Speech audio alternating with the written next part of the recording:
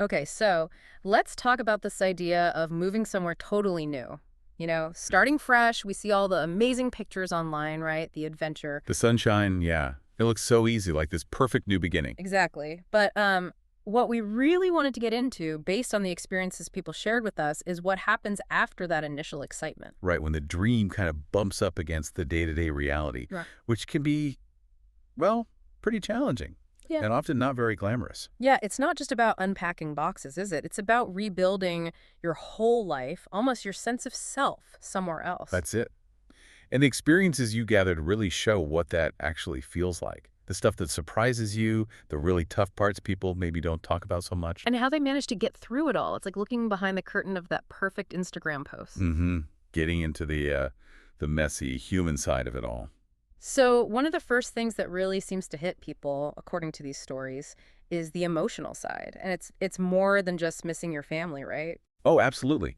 Homesickness comes up, but it hits in these really kind of weird and random ways, as Mm. someone put it. Weird and random. Like what? Give us an example. Well, one person talked about bursting into tears in a supermarket aisle Wow, why? because they couldn't find their favorite cereal from back home, something that small. Oh, I get that. Yeah. Or someone else missing a specific type of candy bar, or, just their usual drive-through coffee place. These tiny everyday things suddenly feel huge when they're gone. They're like little anchors to your old life, I suppose. And when they're not there. Exactly. It can feel surprisingly destabilizing. Yeah. And then there's culture shock.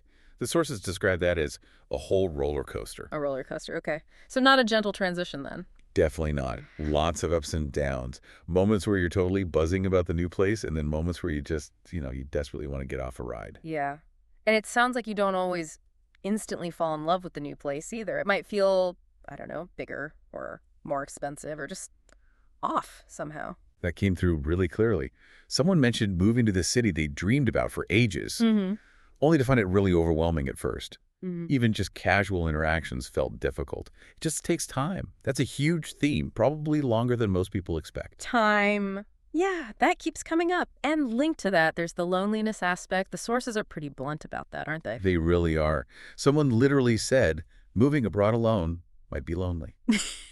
It's not like the movies where you land and instantly have this amazing group of friends. Right, no magic montage sequence, more like awkward first steps. Exactly. Yeah. Months of awkward hellos was another phrase used.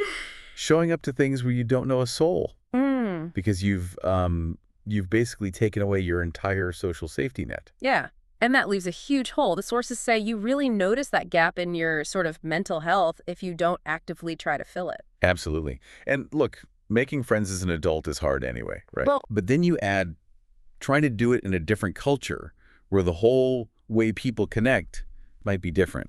Maybe back home you could just strike up a chat, but here you need like an introduction or a shared hobby first.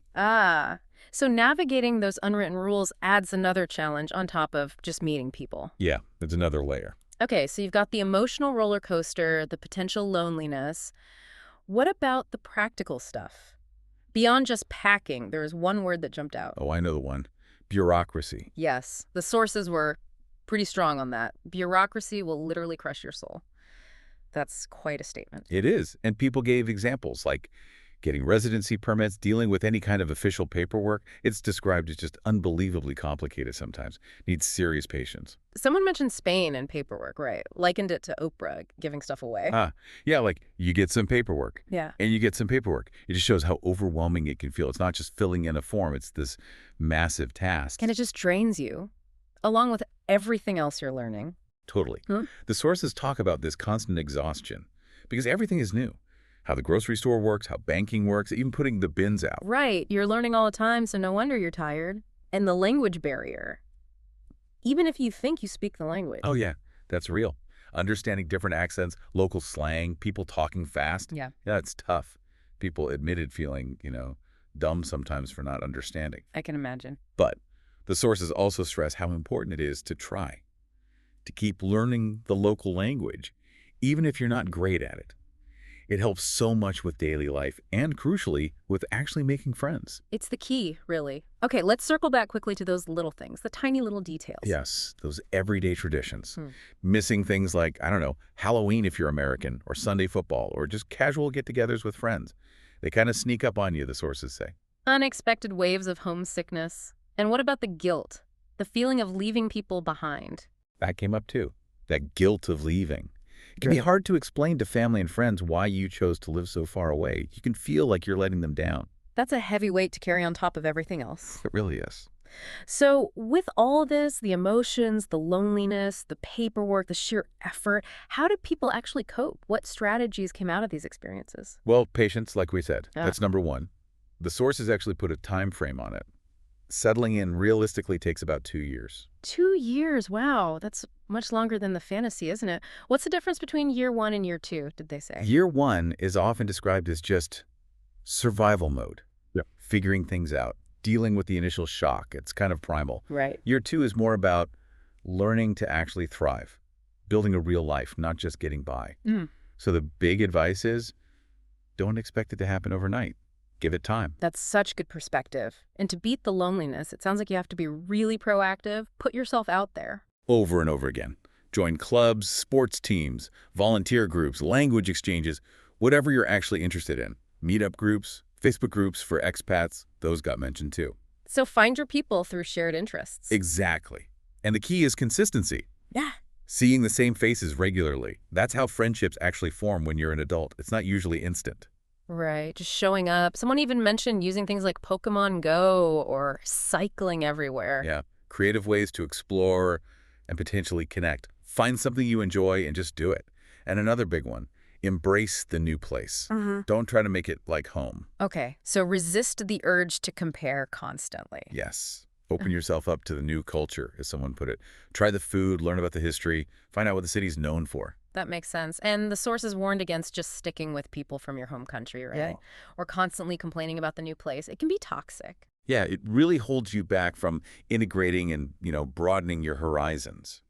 Instead, people suggested focusing on creating your own comfort, making the new place feel like home in its own way. Like starting new traditions. Someone mentioned Friendsgiving. Exactly. Or simple things like Mhm. actually unpacking your clothes properly. Ah, yes. Don't live out of the suitcase. Right. Having routines like your morning coffee or whatever helps create that sense of stability. Listening to familiar music, podcasts. Little anchors again, but ones you create yourself. Precisely. And if you travel a lot, maybe try staying in places a bit longer, get to know the local cafe staff, that kind of thing. It sounds incredibly tough, especially doing it alone. But does it? Does it make you stronger? That came through loud and clear. It builds thick skin, definitely. Having to figure everything out yourself, deal with problems alone, maybe even getting sick with no family around. Yeah, it sounds hard. It is hard. But the consensus was it makes you a stronger person. You learn just how capable you are. While you're building this new life, staying connected to home is still important. Any tips on how to do that well? Video calls. Seeing faces makes a difference. FaceTime, WhatsApp, whatever. It's tough with time zones, obviously. But actually seeing people helps bridge that distance much better than just a phone call. Good tip. And just physically getting to know your new surroundings seems important too. Totally. Explore.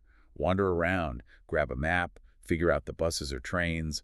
Like we said, cycling or even playing those location games help people learn the layout. And visit the tourist spots early on. Yeah, practical tip so you know your way around when you eventually have visitors. And underpinning all this emotional and social stuff, there's the practical layer we shouldn't forget. Nope. Planning ahead, being organized with packing, like having that essentials box ready for day one, researching movers, sorting utilities, and crucially, having enough savings.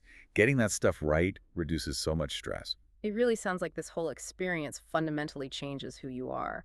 The sources talked about identity shifting. Yeah, it's a huge part of it. People talked about feeling half and half. Like you don't quite belong fully in the old place anymore, but maybe not fully in the new one yet either. And that feeling can last a while. Oh, yeah. One person said it took them 6 or 7 years to really feel they belonged. Which makes sense of why getting citizenship, for instance, can feel like such a huge emotional milestone. It's like validation for surviving the journey. Wow. Years of adapting. And it even affects your language. It can. You might realize you've spent more of your adult life in the new country, and suddenly words from your native language feel rusty, especially for things you only learned about in your new life, like work stuff. A really tangible sign of how much you've integrated. The sources were also honest about the really low points, though, weren't they? People shared experiences of serious anxiety, even depression. sometimes linked to maybe leaving unhealthy relationships or family dynamics behind, and realizing you need to build a support system from scratch. That sounds incredibly difficult, breaking free like that.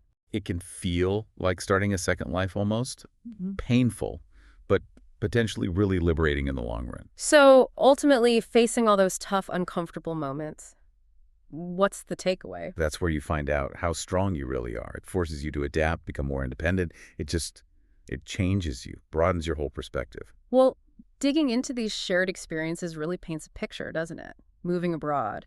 It's definitely not just the highlight reel we see online. It's complicated, it's tough, and you absolutely need resilience. Yeah, and it's so important to say, it's okay if it's hard. It's okay to feel lonely or disappointed sometimes. Those feelings are completely normal, based on what everyone shared. You're not alone in feeling that way. But the payoff, it seems, can be huge. Yeah. Real self-discovery, finding this inner strength you didn't know you had, seeing the world differently, and just the satisfaction of knowing you built this new life for yourself. Exactly. It really reshapes you. So if you're thinking about making a move like this, maybe the message is, yes, it will likely be hard, maybe harder than you think, but it's possible. People do it, they navigate the challenges, they find their way, and they really do thrive eventually. It's this kind of quiet victory. It really is a testament to adaptability. And it leaves you with that lingering question, doesn't it? When you've built a life across different places, where does home actually end up being? Inside you, maybe, and how does constantly figuring that out keep shaping the person you become?